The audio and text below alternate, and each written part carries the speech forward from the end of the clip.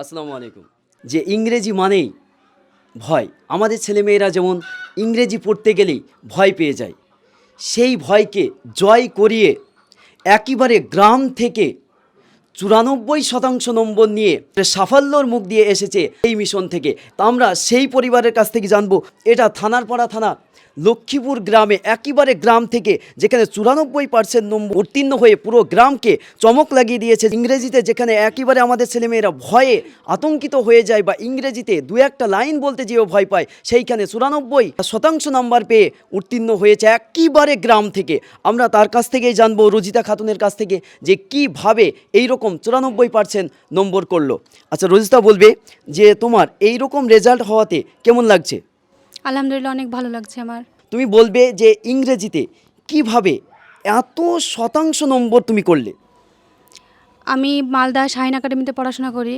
আগেও বাড়িতে করতাম। আমার ছোটোবেলা থেকে ইংলিশ সাবজেক্টটা অনেক ভালো লাগে। আমি নিজেও খেটেছি। তারপরে আমার স্যারেরা আমাকে অনেক সাহায্য করেছে, আবার ভালোভাবে পড়াশোনা করেছি। তার জন্য আর এক কথা, আমি মিশনে ভালোভাবে পড়াশোনা করেছি। বাড়িতে হয়তো বা অতটা পারতাম না, তার জন্যে।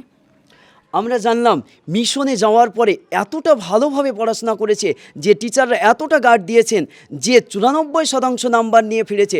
আর একটা বিষয়, সেটা হচ্ছে মিশন যে শাহিন একাডেমি, সেই একাডেমি থেকে সাফল্য অর্জন করেছে। আমরা আরও জানবো যে কিভাবে, কতটুকু সময় ধরে পড়তো যে 94% নাম্বার নিয়ে ফিরলো। আচ্ছা বলবে, তুমি কতটুকু পড়তে? রাত 11টা, 11:30, 12টা, কোনো দিন একটাও হয়ে যায়। হ্যাঁ, সন্ধ্যার পর থেকে 9টা অবধি মানে টানা পড়ে নিই। তারপর মানে মধ্যে গ্যাপ থাকে, নামাজ খাওয়া দাওয়া করে আবার পড়তে বসি 10টার সময় একবারে, তখন 12টা কি 1টা এরকম। যারা আমাদের ইংরেজি বিষয়ে দুর্বলতা রয়েছে, যারা ইংরেজি বিষয়ে একেবারে দুর্বলতা রয়েছে, তাদের উদ্দেশ্যে বলবে তারা কিভাবে পড়াশোনা করলে এইরকমভাবে ইংরেজিতে এগিয়ে যেতে পারে। এক কথায় নিজেকে ভালোভাবে পড়াশোনা করতে হবে, নিজেকে বুঝতে হবে। স্যারেরা তো বলবে, কারণ নিজে যদি না করে সেটা কিভাবে করবে? আর সে বাড়ি থেকে হোক কিংবা কোনো স্কুল থেকে হোক, কোনো মিশন থেকে হোক, স্যারেরা যেটা করবে সেটাকে নিজেকে করতে হবে। যেভাবে টিচাররা গাইডলাইন দিবেন, যে অনুযায়ী পড়া বলবে সেই অনুযায়ী পড়লে আমরা সাফল্য নিয়ে আসবো। আমরা আরও বিষয় জানবো যে তুমি যেসব বন্ধু বান্ধব বা যারা ছিল, যে তুমি যখন মিশনে না গিয়েছিলে সেই সময় যারা বন্ধু বান্ধবরা ছিল, তারা কি এই তোমার মতন রেজাল্ট করতে পেরেছে? হ্যাঁ, তার আগে আপারা মাধ্যমিক দিয়েছে। আমি যখন যাই তখন আমাদের মিশন তো নতুন ছিল, তখন কোনো ব্যাচই মাধ্যমিক দিয়েছিল না। প্রথম ব্যাচ যখন আপারা মাধ্যমিক দেয়, হয়েছিল নাম্বার অতটা ভালো হয়েছিল না, কিন্তু তারপরে ব্যাচ যখন করলো তখন 90% গিয়েছে। কিন্তু আমাদের বেলায় যে মাধ্যমিক হলো, খুবই ভালো হয়েছে। আমার ফ্রেন্ডগুলোও ভালো রেজাল্ট করেছে, আলহামদুলিল্লাহ আমিও করেছি। যে গ্রামে যখন তুমি ছিলে সেই সময় যে সমস্ত বান্ধবী বা যারা ছিল, তারা কি তোমার মতন এইরকম মাধ্যমিকে রেজাল্ট করেছে?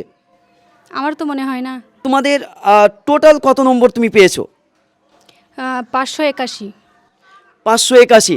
আরও আমরা তার বাবা মার কাছ থেকে জানবো এই যে সাফল্যতম রেজাল্ট, এই রেজাল্টে যেখানে ইংরেজিতে 94% নাম্বার পেয়ে আজকে গ্রামকে চমকিত করেছে। তো আমরা তার বাবা মার কাছ থেকে জানবো যে কেমন লাগছে আজকে বিষয়। তো বলবেন আপনার কেমন লাগছে যে আজকে আপনার মেয়ে এইরকম রেজাল্ট করাতে? আলহামদুলিল্লাহ, খুব ভালো। আমার মেয়ে গ্রামে পড়াশোনা করতো, পাশে লতিডাঙ্গা হাই স্কুল। ওখান থেকে আমাকে হেল্পার করেছে পাশের গ্রাম পনিতপুর ফরজপাড়া মুক্তার সাহেব, সাংবাদিক। সে আমাকে বলল কি যে, হুমায়ুন ভাই, আপনার যে মেয়েটা পড়াশোনাতে ভালো, তাতে আপনার মেয়ের পেছনে যতটুকু আমার হেল্পার করা দরকার ততটুকু করবো। তবে মেয়েকে পড়াশোনাতে মিশনে ভর্তি করতে হবে। তাই মুক্তার ভাইয়ের কথা অনুযায়ী আমি মালদা একাডেমি শাহিন মিশনে ভর্তি করেছি। অতএব মুক্তার ভাই যথেষ্ট গার্ড দেয়, যথেষ্ট লেকলোজের বিষয়ে আমি রেজাল্টটা করেছি, তাতে আমি খুব গর্বিত। যে বাবা মাও গর্বিত মেয়ে রেজাল্ট করার জন্যে। শেষ পর্বের দিকে আসছি, তুমি বলবে একেবারে যেভাবে তুমি ইংরেজিতে খুঁটিনাটি পড়ে এত শতাংশ নম্বর করেছো, এই বিষয়টা আমাদের যারা মাধ্যমিক দিতে চলেছে, চাইছে যে আমার মেয়েও রেজাল্ট করুক, তাদের উদ্দেশ্যে বলবে কিভাবে তারা পড়াশোনা করলে রেজাল্টটা করতে পারবে। যখন স্যারেরা ক্লাসে পড়া দিবে তখন তো নিজেকে স্যাররা যখন পড়াবে, বোর্ড আউট করাবে, তখন নিজেকে তো মানে স্যারদের দিকে মানে জ্ঞান দিতে হবে।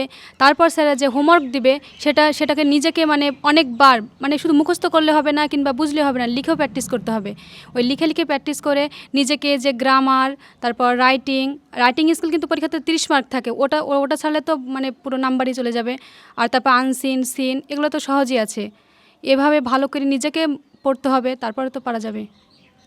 তো আমরা এখান থেকে জানলাম যে ইংরেজিতে আপনাকে রেজাল্ট করতে হলে ওয়ার্ড মিনিংস, স্পেলিং যেমন মুখস্থর সাথে সাথে আপনাকে রাইটিং, লেখা প্র্যাকটিস করতে হবে। তার সাথে হিন্স থেকে আপনি কিভাবে রাইটিং প্র্যাকটিস করতে হবে সেইগুলো জানতে হবে। এইভাবে যদি আমরা এগিয়ে যেতে পারি তা আপনার ছেলে মেয়ে, আমার ছেলে মেয়ে একদিন এইভাবে রেজাল্ট করতে পারবে। আর ভিডিওটা একটু শেয়ার করবেন, যারা উদাসীনতা রয়েছে তাদের কাছে যেন পৌঁছায় এবং তারাও যেন অনুপ্রেরিত হতে পারে। ধন্যবাদ।